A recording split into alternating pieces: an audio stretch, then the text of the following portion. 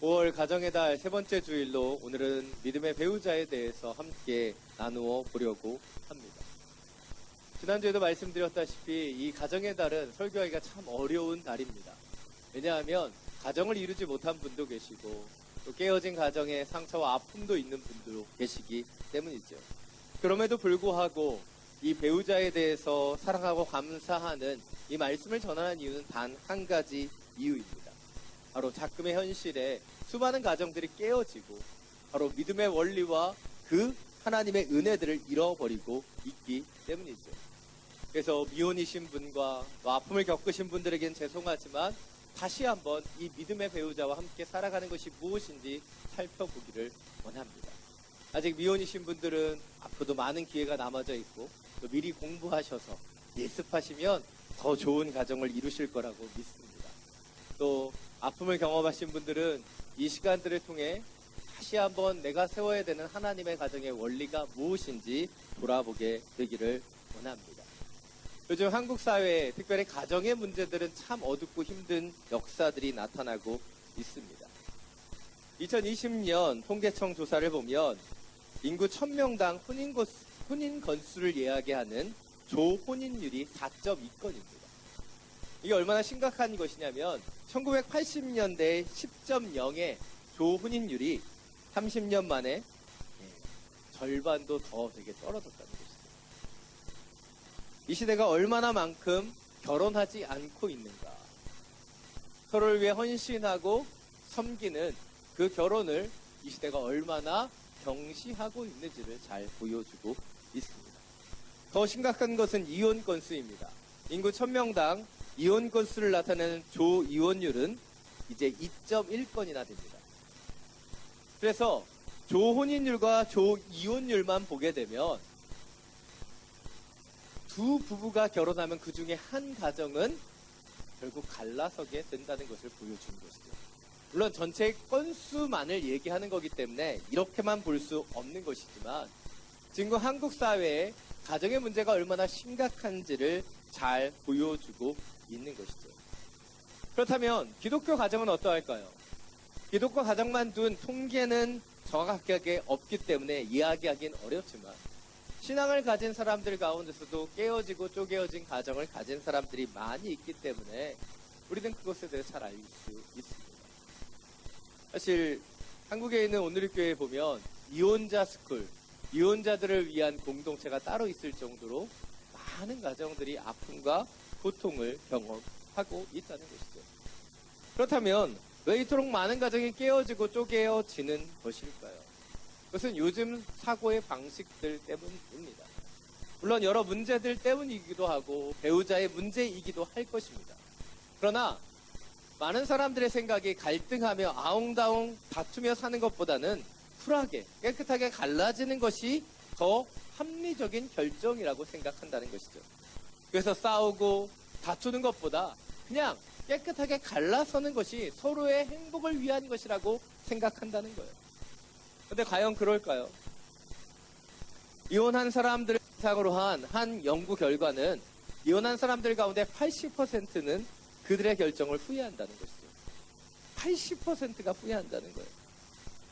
그렇다면 이혼한 이후에 제대로 된 가정을 이루기 위해 재혼한 가정들은 어떠할까요?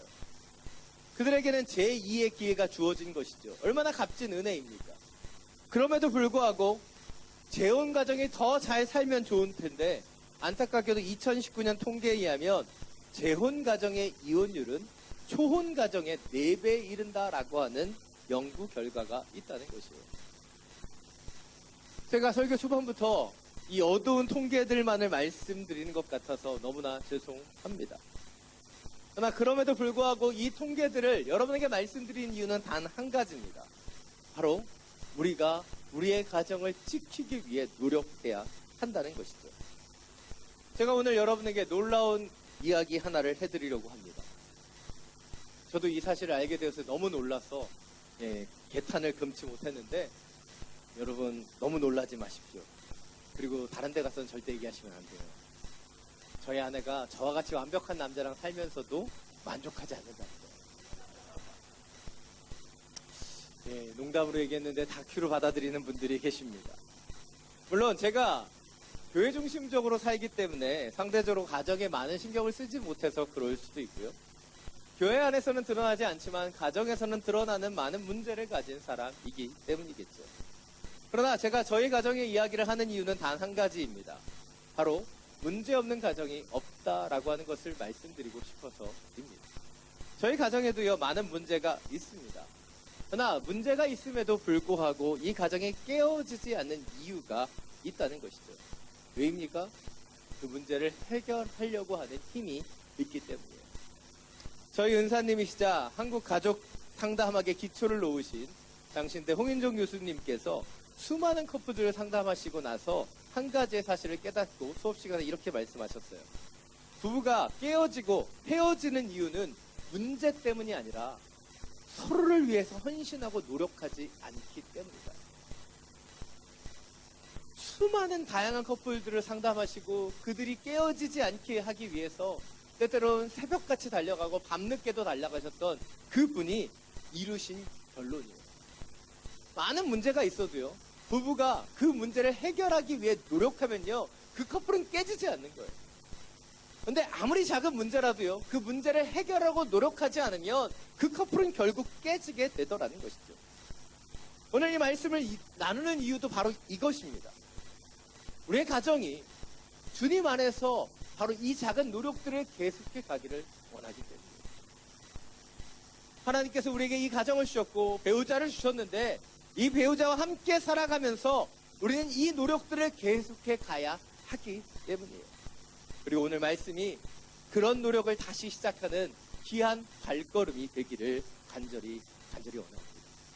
오늘 본문 3절부터 6절입니다. 다시 한번 함께 읽겠습니다. 바리새파 사람들이 다가와 예수를 시험하려고 물었습니다. 이유가 된다면 사람이 그의 아내를 버리는 것이 적법한 것입니까? 예수께서 대답하셨습니다. 너희는 사람을 창조하신 분이 처음에 남자와 여자로 지으셨다는 말씀과 그러므로 남자가 자기 부모를 떠나 아내와 연합해 둘이 한 몸이 될 것이다 라는 말씀을 읽어보지 못했느냐? 그러므로 그들이 이제 둘이 아니라 하나다. 하나님께서 짝지어 주신 것을 사람이 갈라놓지 못한다. 오늘 바리새인들은 예수님께 질문하고 있습니다. 아내를 버리는 문제에 대해서 묻고 있는 거예요. 물론 요즘은 남편이 아내를 버리는 것이 아닌 아내가 남편을 버리는 경우가 더 많은 것 같아요. 그러나 2000년 전은 남성 중심의 사회였기 때문에 이렇게 기술되고 있는 것이죠. 그러나 오늘 우리가 주목해야 되는 것은 이 질문이 아니라 이 질문에 대한 예수님의 답입니다. 예수님 오늘 뭐라고 답변하고 계십니까? 첫 번째로 예수님은 하나님께서 처음에 사람을 남자와 여자로 창조하셨다라고 말씀하고 계십니다. 그리고 두 번째로 바로 남자와 여자가 자기 부모를 떠나 남편과 아내로 연합해서 한 몸이 되게 하셨다는 거예요. 그리고 더불어 이제 둘이 아니라 하나이기에 그것을 갈라놓을 수 없다라고 오늘 말씀을 통해서 분명하게 이야기하고 계시다는 거예요. 오늘 이 말씀에서 우리가 주목해야 되는 것, 그것은 첫 번째로 이 결혼이라고 하는 것이 어떤 것인가 하는 것이에요. 우리는 결혼을 두 사람이 사랑해서 그들의 선택으로 이루어진 것이라고 생각합니다. 그러나 오늘 말씀에서 예수님은 분명하게 말씀하고 계십니다. 결혼은 두 당사자의 선택의 결과가 아니라 하나님의 창조의 섭리가 그 안에 있다라는 거예요. 하나님께서 짝지어 주신 것이고 하나님께서 맺어주신 관계가 이 결혼이라는 거예요. 이것이 오늘 첫 번째 포인트입니다. 결혼은 사람의 선택이 아니라 하나님의 창조적인 섭리이며 하나님의 선물이라는 사실입니다. 여러분, 옛말에 틀린 것이 하나도 없다고 얘기하죠. 옛날에 우리 조상들은 결혼으로 맺어지는 만남을 뭐라고 불렀습니까? 바로 천생연분이라고 말했어요. 천생연분이 무슨 뜻이에요? 예, 하늘이 마련하여 준 인연이라는 거예요. 여러분과 여러분의 배우자는 천생연분이에요. 아무도 동의하지 않고 계십니다. 이 세상의 절반은 여자이고 절반은 남자인데 그 가운데서 두 분이 만나셨다는 것은 놀라운 인연이에요. 그리고 이 부부의 관계가 사람의 선택으로 아무 때나 헌신짝처럼 버려도 되는 관계가 아니라 하나님이 짝지으신 놀랍고 특별한 관계라고 오늘 본문은 이야기하고 있다는 거예요. 제가 가끔 세미나 하면서 재미로 많이 하는 질문 가운데 하나가 있습니다. 바로 타임머신이 있다면 언제로 돌아가고 싶냐라는 질문이에요.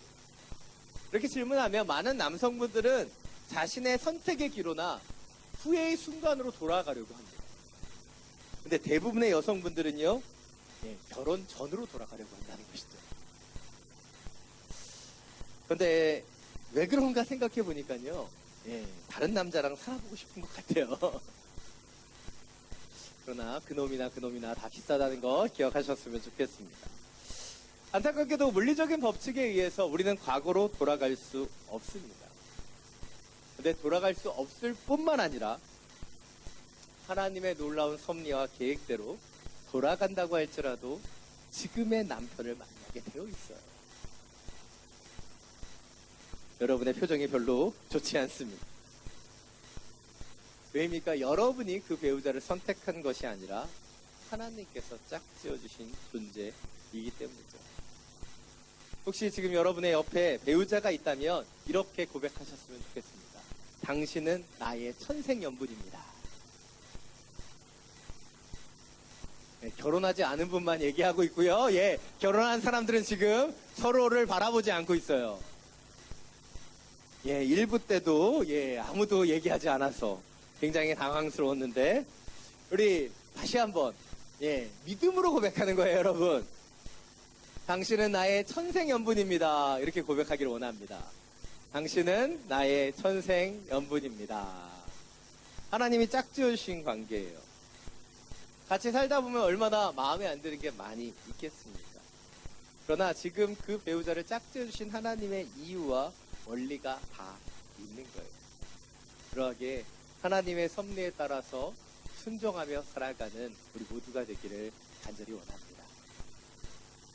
아무도 아멘을 안 하셨어. 저희 아내를 찾지를 못하고 있는데, 저희 아내도 물론 안 했을 거라고 생각합니다. 한 여러분, 이 믿음으로 얘기하는데도 아멘을 안 하시면 어떡합니까? 하나님 우리를 짝지어 주셨어요. 그것을 믿고 고백하며 그렇게 이루어가게 되기를 간절히 원합니다. 오늘 5절, 6절 말씀입니다. 다시 한번 함께 읽겠습니다. 그러므로 남자가 자기 부모를 떠나 아내와 연합해 둘이 한 몸이 될 것이다 라는 말씀을 읽어보지 못했느냐. 그러므로 그들이 이제 둘이 아니라 하나다. 하나님께서 짝지어 주신 것을 사람이 갈라놓지 못한다. 앞서서 결혼을 하나님께서 짝지어 주신 관계, 바로 천생연분이라고 말씀드렸어요.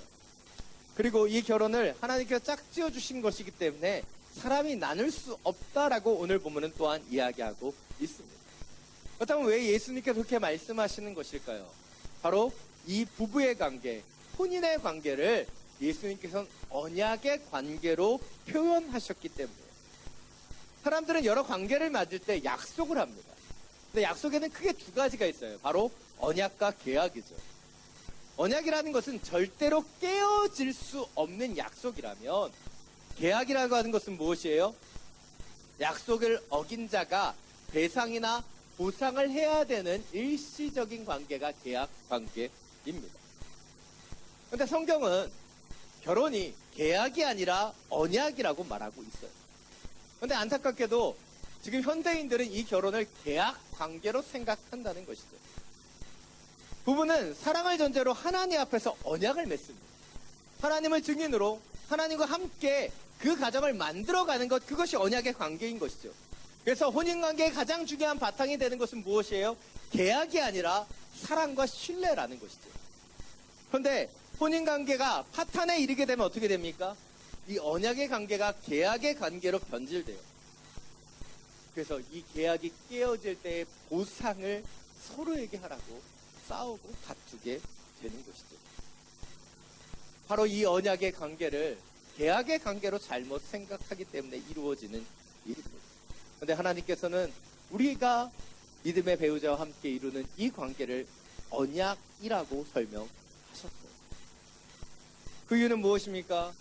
계약이 쌍방간에 이루어지는 것이라면 언약은 하나님 안에서 하나님과 삼위일체를 이루는 것이 진정한 부부관계의 언약인 있기 때문이죠. 그런데 많은 사람들이 부부의 관계를 두 사람이 해결하라고 해요. 그러나 이것은 언약의 관계이기 때문에 부부의 어려움은 어떻게 해결해야 돼요? 부부가 하나님 앞에 함께 기도하며 해결해 가야 하는 것이 이 언약의 관계의 해결점에 있다는 것을 우리는 기억해야 한다는 것입니다. 여러분, 두 부부가 하나님 앞에서 함께 기도하는데 부부싸움을 계속할 수 있을까요? 기도하고 하나님의 언약 가운데 같이 서 있는데 계속해서 다투고 싸울 수 있을까요?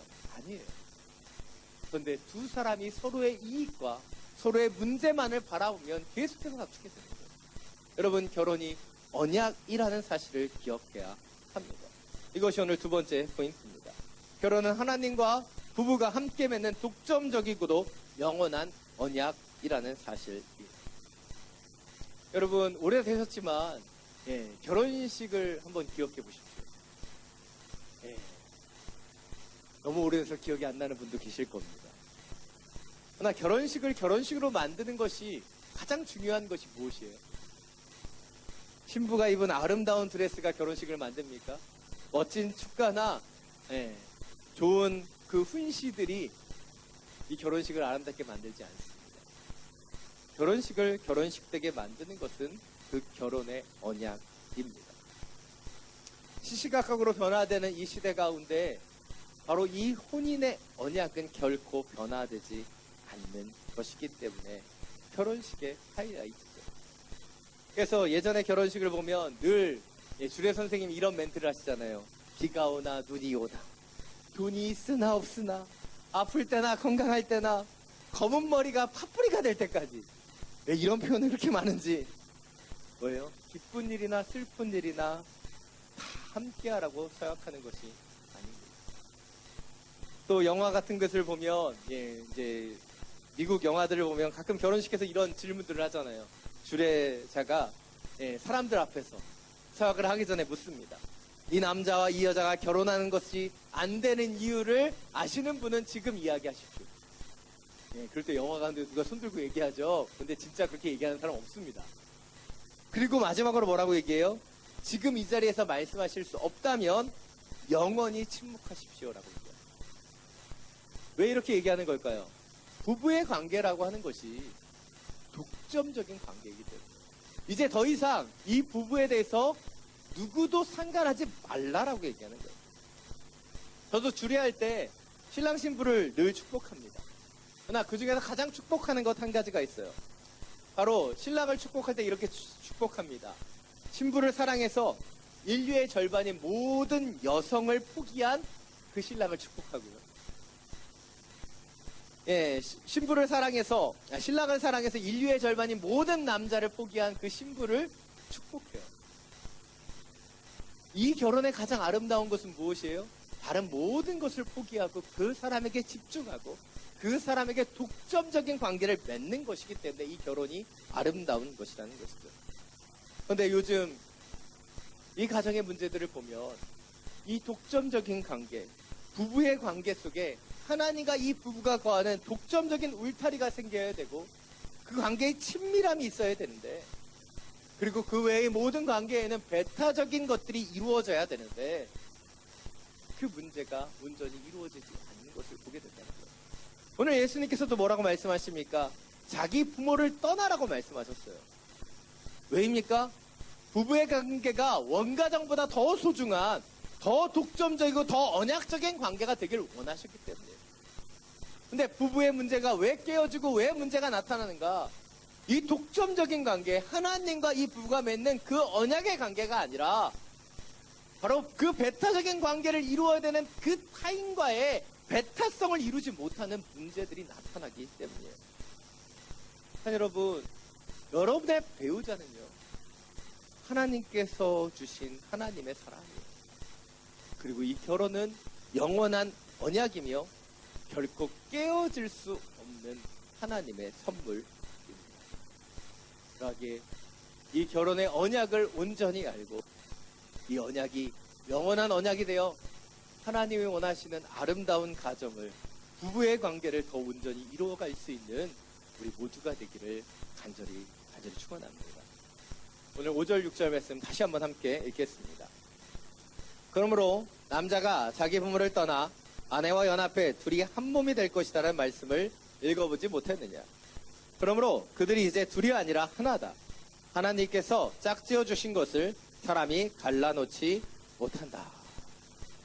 오늘 예수님께서는 오늘 본문에서 부부란 부모를 떠난 두 사람이 연합해서 하나가 되는 것이다 말씀하고 계세요. 근데 우리는 산수를 잘 알지 않습니까? 1 플러스 1은 뭐예요? 모르세요? 2잖아요. 근데 지금 예수님은 1 플러스 1이 1이 되라고 말씀하시는 거예요. 바로 부부라고 하는 것은 서로 연합하고 하나가 되어가는 사람들이기 때문에. 근데 이 하나가 되는 것이 결코 쉽지 않다는 거예요. 서로 사랑해서 천생의 연분을 믿고 그 놀라운 언약을 맺어 부부가 되었지만 우린 너무나 다르기 때문이죠. 성격이 다르고 생각이 다르고 그러기에 한평생 동고동락하면서도 여전히 어려움이 생기는 것이 우리의 문제입니다. 그래서 이혼하는 부부들의 가장 주된 원인이 성격 차이죠. 성격 차이. 그런데 여러분 아십니까? 놀라운 것은 만날 때 그 성격이 좋아서 만났다는 것이죠. 그래서 한 가정을 보니까 이런 얘기를 하시더라고요. 남편이 말이 없고 과묵해서 좋아 보여서 결혼했는데 결혼하고 나니까 남편이 하도 말이 없어서 벽에 대고 말하는 것 같다는 거예요. 근데 왜 그 남편을 선택했어요? 왜 그 남편이 좋았어요? 그 부분 때문이었는데 결혼하기 전에 좋았던 그 부분이 지금의 마음에 들지 않는 이유는 무엇일까요? 결론적으로 답만 쉽게 말씀드리면 사랑이 없었어요. 사랑이 식어버렸어요. 사랑할 때는 그게 다 좋아 보였는데 사랑이 식어버리니까 어려워지는 거예요. 제가 오늘 여러분에게 말하는 이 사랑은요, 영화나 드라마에서 남자 주인공과 여자 주인공이 만들어가는 아름다운 러브스토리가 아니에요. 제가 사랑이 식었다는 것은 진정한 사랑은 책임지는 관계를 이루기 때문이에요. 우리가 잘 아는 예수님의 사랑은 무엇입니까? 예수님의 사랑은요, 우리의 죄를 대속하고 책임져 주시는 사랑이에요. 사랑하셨기 때문에 우리의 모든 것을 대신 책임져 주셨다는 거예요. 하나님께서 우리 가운데 그 배우자를 허락해 주신 이유는 무엇이에요? 서로 사랑하며 책임져 주라는 거예요. 마음에 안 든다고 뜯어 고치려고 하고 칼로 자르고 후벼파면요, 사람은 죽어요. 반대로 그 문제가 있고 연약함이 있지만 그것을 품어주고 용납하고 이해할 때 진정으로 하나가 되는 것이라는 사실입니다. 이것이 오늘 세 번째 포인트입니다. 결혼 둘이었던 남편과 아내가 서로 사랑하고 책임져 줌을 통해 한 몸이 되어가는 거예요. 계속해서 믿음으로 하나가 되어가는 것, 그것이 부부라는 것이죠. 결혼 전에 사람들이 착각하는 것 가운데 한 가지가 무엇입니까? 결혼만 하면 행복해진다고 생각하는 거예요. 그런데 결혼만 해서는 결코 행복해지지 않아요. 결혼해서 부부가 하나가 될 때 진정 행복해지는 것이죠. 왜일까요? 근원적인 이유가 성경에 나타나고 있어요.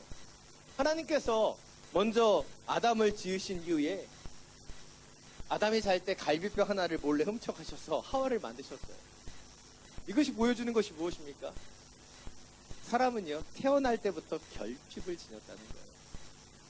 남자분들 갈비뼈 확인 잘 하십시오. 그래서 하와가 남편이 자꾸 자니까 가서 갈비뼈가 몇 개인가 세봤다는 얘기가 있잖아요. 우리가 결핍을 가진 존재예요. 그런데 결핍되었던 이 남자와 여자, 아담과 하와가 하나를 이룰 때 그때 그 결핍이 채워지는 것, 그것이 하나님의 가정이라는 거예요. 그래서 부부의 관계는 무엇입니까? 서로가 서로의 결핍을 채워주는, 서로를 희생하고 섬김을 통해 책임져주는 관계가 되는 것, 그것이 부부라는 거예요. 그런데 깨어지는 가정, 불행하다고 얘기하는 가정을 보면 서로가 채워달라고만 하지 서로를 위해 섬기고 헌신하지 않는 것을 볼 수 있다는 것이죠. 부부에 대해서 얘기하면 늘 나오는 성경 구절이 있습니다. 에베소 5장 22절, 25절이에요. 오늘 웬만하면 인용 안 하려고 했는데 오늘 말씀을 같이 읽어보도록 하겠습니다. 같이 읽겠습니다. 아내들이여 남편에게 복종하기를 주께 순종하듯 하십시오. 남편들이여 아내 사랑하기를 그리스도께서 교회를 사랑하시고 교회를 위해 자신을 내어주신 같이 하십시오. 우리가 너무나 잘 아는 말씀이에요. 그런데 이 에베소 5장이 설교되는 그날 저녁에 가장 많은 부부들이 부부싸움을 한다라고는 통계적인 조사가 있어요.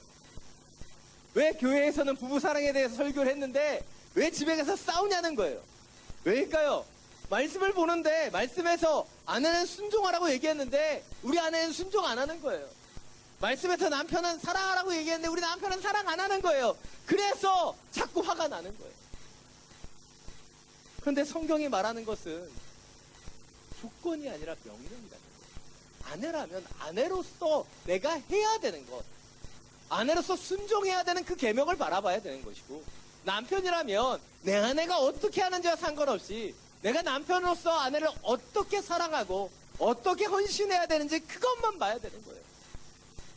그런데 내 아내가, 내 남편이, 내 배우자가 어떻게 하는가, 누군가는 먼저 헌신하고 누군가는 먼저 섬겨주고 누군가는 먼저 책임져 줘야 되는데 우리는 무엇만 보는 거예요? 내 남편은 그렇게 하지 않는다고, 내 아내는 그렇게 하지 않는다고 그것만 보고 있는 것이죠.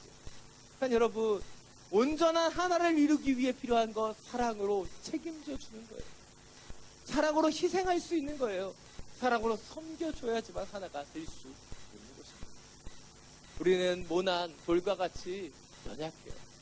근데 부부라고 하는 서로 다른 두 사람이 함께 보듬어 살아가면서 그 모난 부분들이 하나씩 깎여가는 것, 그것이 부부가 하나가 되어가는 영적인 여정입니다.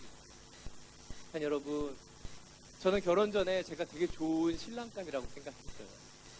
근데 결혼을 하고 살아가면서 내가 참 부족한 사람이구나 알게 돼요. 결혼만 하면 잘 될 거라고 생각했어요. 결혼하고 헌신하는 것, 섬기고 희생하는 것이 결코 쉽지 않다는 것을 알게 되었어요. 교회 안에서 성도들에게 헌신하고 희생하는 것, 그것은 당연하게 생각했지만 저희 아내에게, 우리 자녀들에게 섬기고 희생하고 섬겨주는 것이 얼마나 힘든 것인지를 이 가정 안에서 살아가면서 다시 한번 경험합니다. 여러분, 밖에 나가서 우린 잘할 수 있을지 몰라요.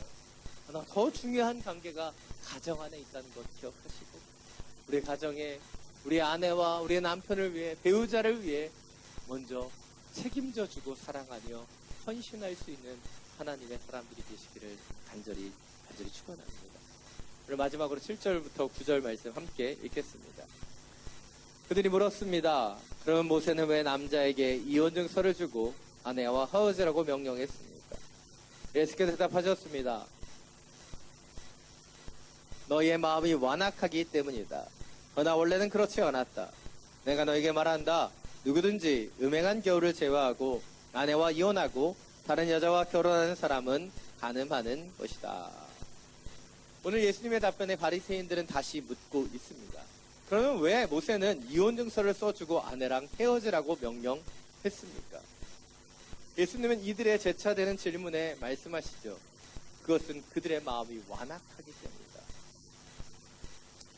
사실 당시에 남성 중심의 사회 속에서 자신이 원한다면 얼마든지 다른 여성을 취할 수 있었어요.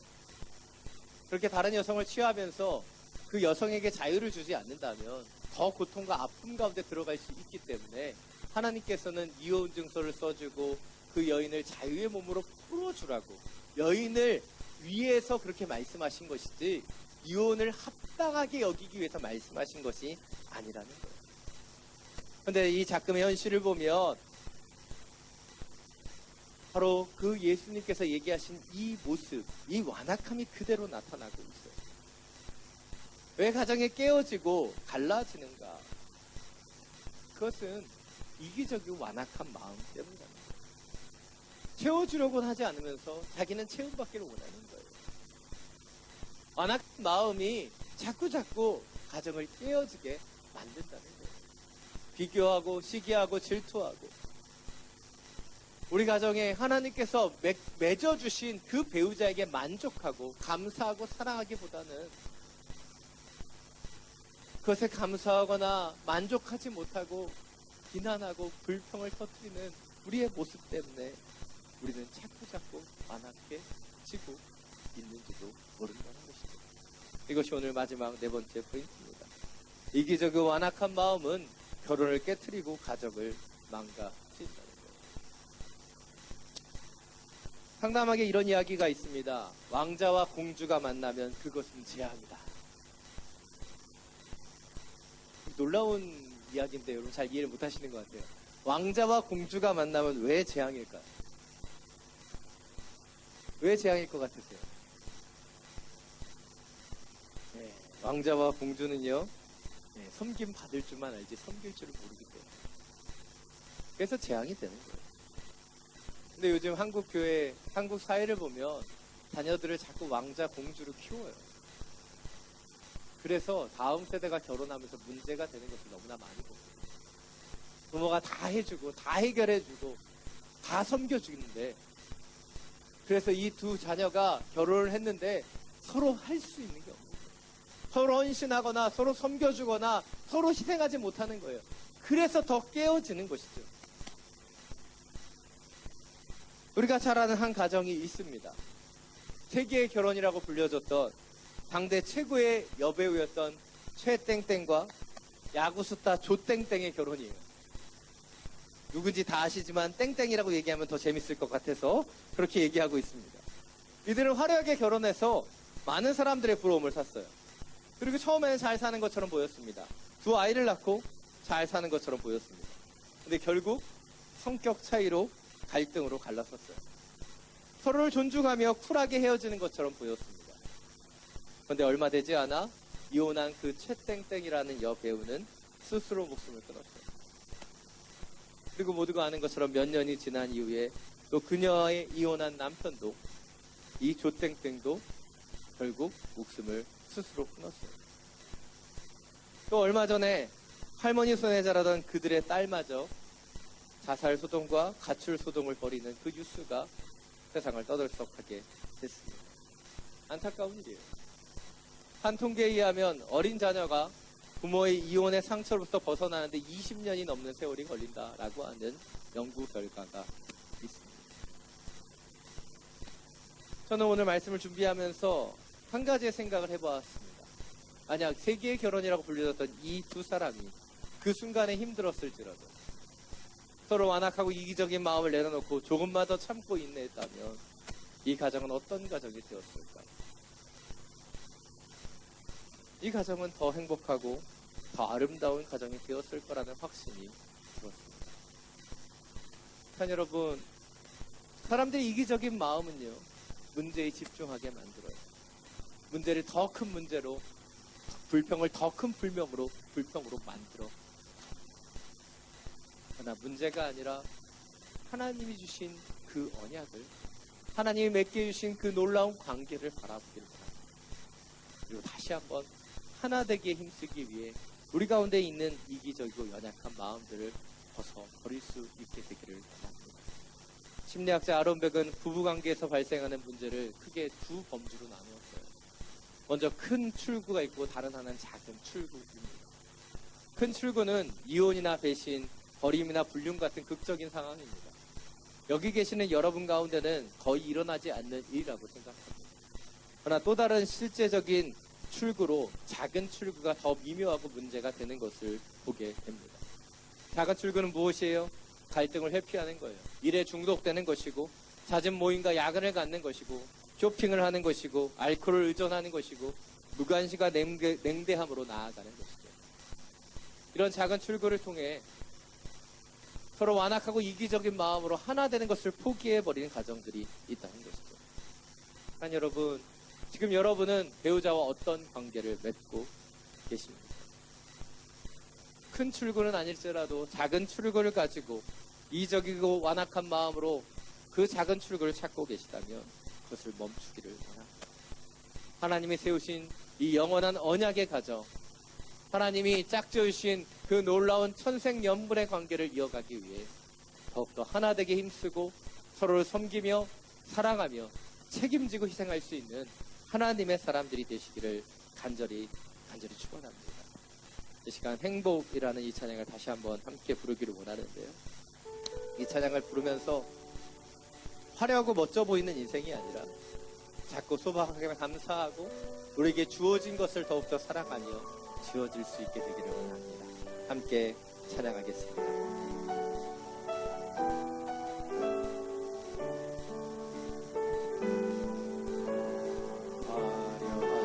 화려하지 않아도 정결하게 사는 삶, 가진 것이 적어도 감사하며 사는 삶, 내게 주신 작은 힘 나눠주며 사는 삶, 이것이 나의 삶의 행복이라. 눈물 날 일 많지만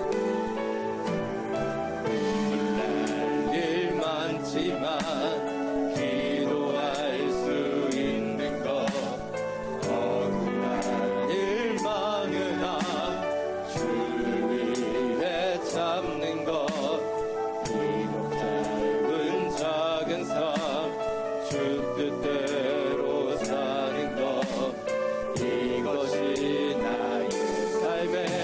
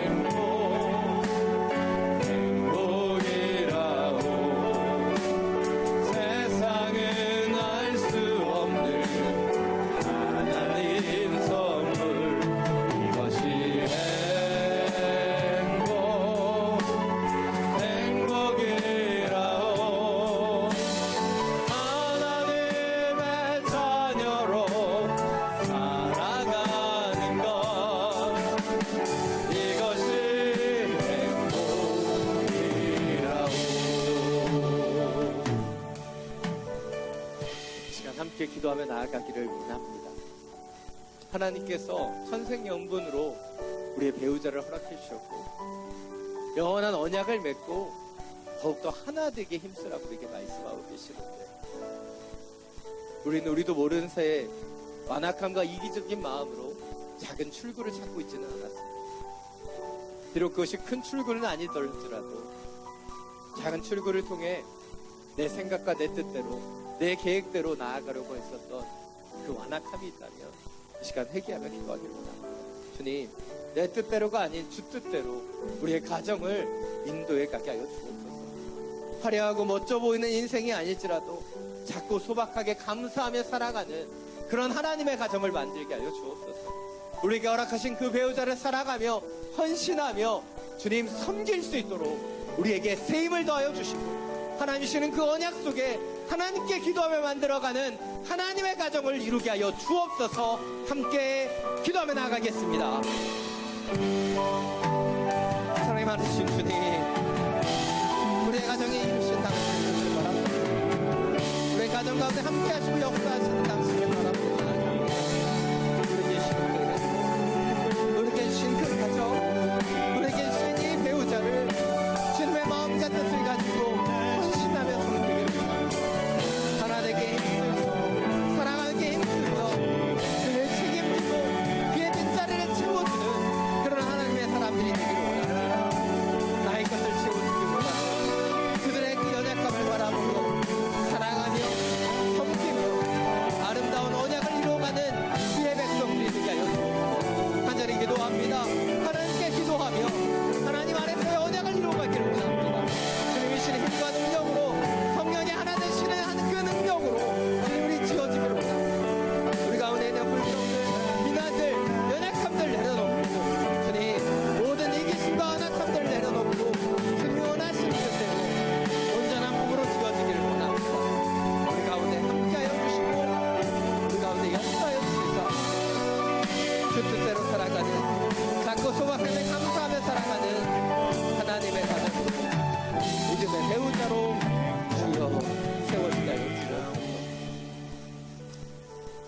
사랑이 많으신 주님,